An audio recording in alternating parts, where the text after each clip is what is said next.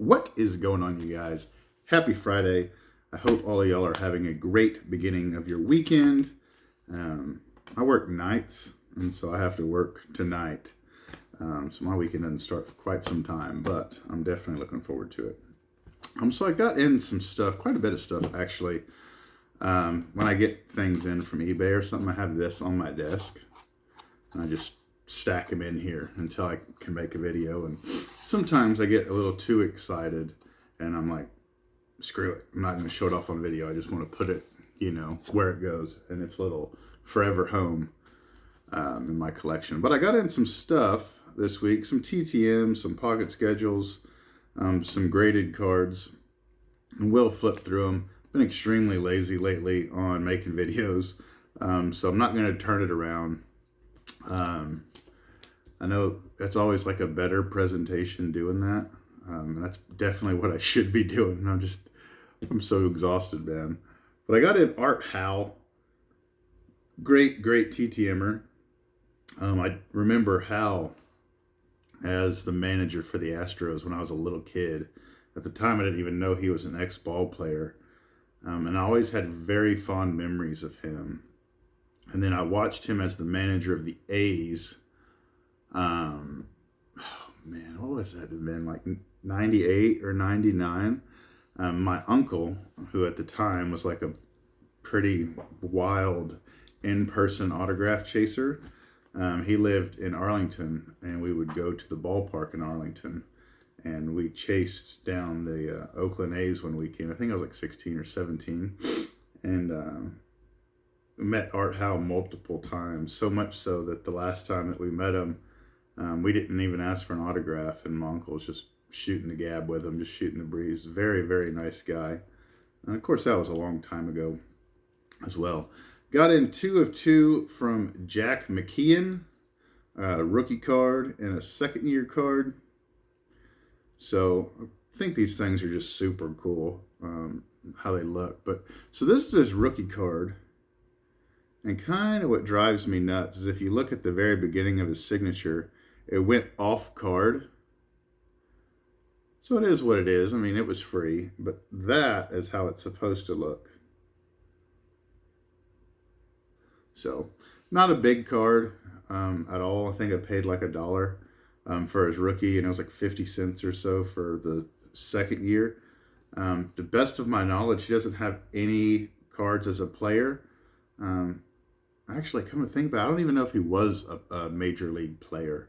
That's probably something, I'm going to look into that as soon as I get done with this. Next, I got a 1999 Houston Astros pocket schedule. I don't know about you, and your favorite team, but do you have a year that you're like, that year, man, like that's the year that I have the most fond memories? And for me in the Astros, it's the 1999 season. It was the last year in the Astrodome. I probably went to 25 home games, and at the time I was a sophomore in high school, so I didn't have a ton of money. I did date a girl that worked at CC's Pizza, and she might have taken me to a lot of those games for free on my part. Just saying. Maybe. But, man, I went to a ton of games that year. Very, very fond memories. Got in this pocket schedule. There's a lot of dudes on this team that signed, and this is the 1980 Houston Oilers. So I think Dan Pastorini. Oh, man. I just had like 5 or 6 names I was going to rattle off, and now I just spaced. But anyways, there's a good amount of players that still sign TTM. Got in 2 of 2 from what I thought was going to be a long shot. I seen someone got him recently, and back in my heyday of TTM, and where I was sending out 20, 30 a week, this dude never signed, ever. But Mr. John Stallworth sent 2 cards and $20. So that's a very good get for a Hall of Famer. Got a rookie card here. Very awesome. Got in.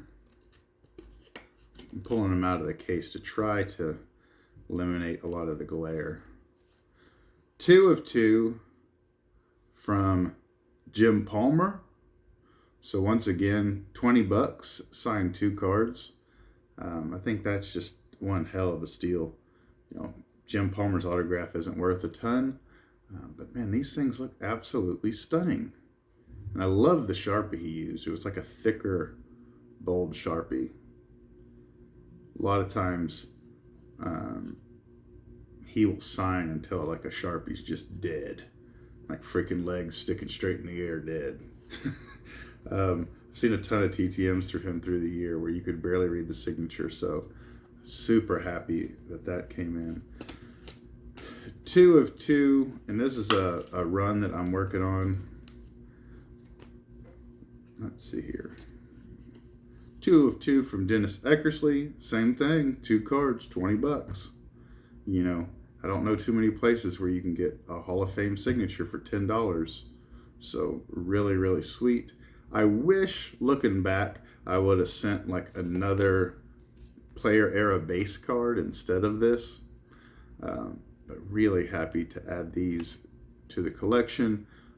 Any of my TTMers that watch this, does Lee Smith still sign? I know he did for a very long time, but I heard that he charges now like $50 or $60.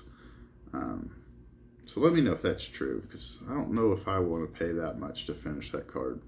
And then last but not least, as far as TTMs go, both of these came back in 2 separate envelopes. Got back 2 of 2 from Ryan Sandberg. I have gotten Sandberg back multiple times in the past on rookie cards. I've since sold all those. So this is be the one for my run that I'm actually working on. So, and I'm getting down to the nitty gritty on his run. I think I have like 2 or 3 left. I'll tell you a quick story about the Sandberg. So I got kind of tired of sending him 1 card and $10 or 1 card and $20 at a time. So I was like, you know what? He's $10 per. I'm going to send him 6 cards, be done with the run, and I'm going to send him a $100 bill. So that's what I did. I sent him 6 cards, a $100 bill, and when the case came back relatively, it was like 10 days or so, this was the only card that was signed. So it's hard for me to complain because I've gotten Ryan Sandberg so many times through the years, and for me, $10 for his signature is a joke. Like, the dude should be like $40. Man, this dude is an all-time fan favorite for adults my age, you know, watching WGN.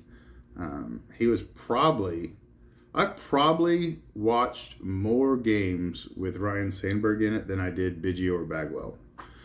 So, but yeah, that was kind of a kick in the teeth, man. Really, really was not over the moon happy with that, but I wasn't super pissed because, you know, I have sent a ton of TTMs to him. So next, I got in a card that it popped up on eBay. I was super excited.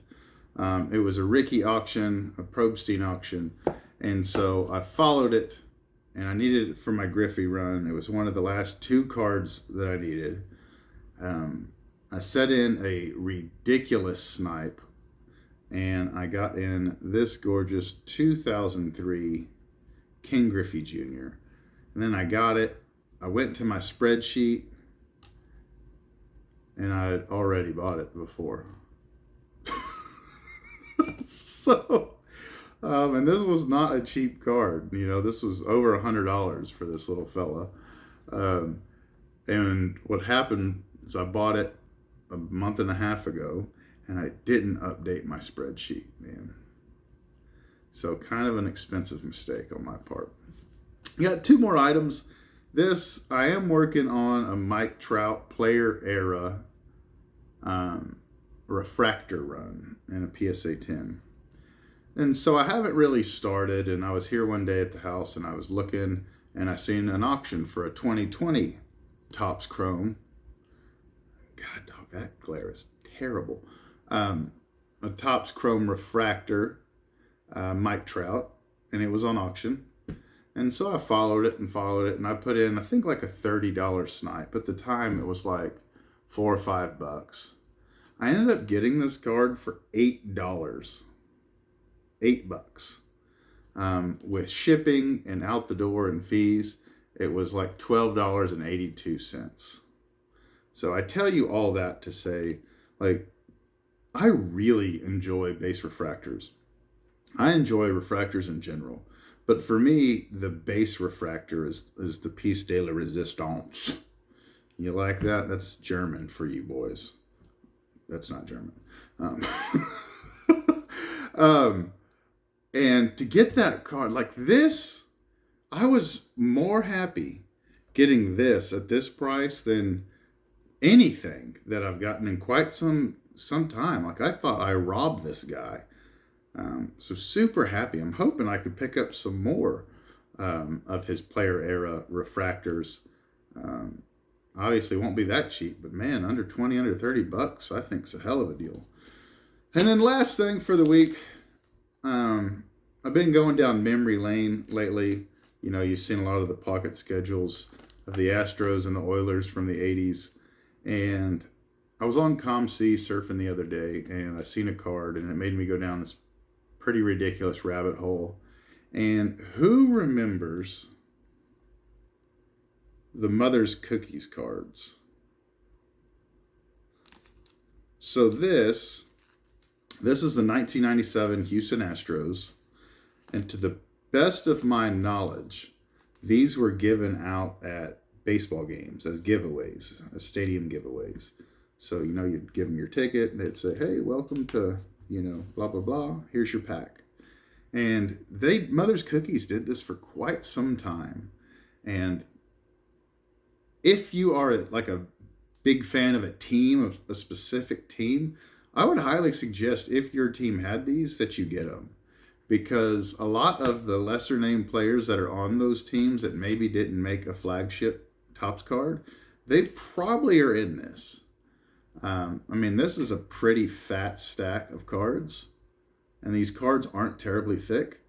And there's a grip of cards in here. It doesn't say how many. Yeah, 20 cards. So, I don't know. If there's some obscure player that you like, that there isn't a whole lot of cards of out there, maybe take a peek and see what you got there. I know guys, for me, like Orlando Miller, Bill Spires, Phil Plantier as an Astro. I'm just naming off little names that I have little fond memories of, that, you know, maybe there isn't a lot of cards of that person or a lot of cards in an Astros uniform. This is a super cool way to get them. So anyways, long video, a lot of rambling. Till next time, adios, be safe. Bye-bye. Doodles.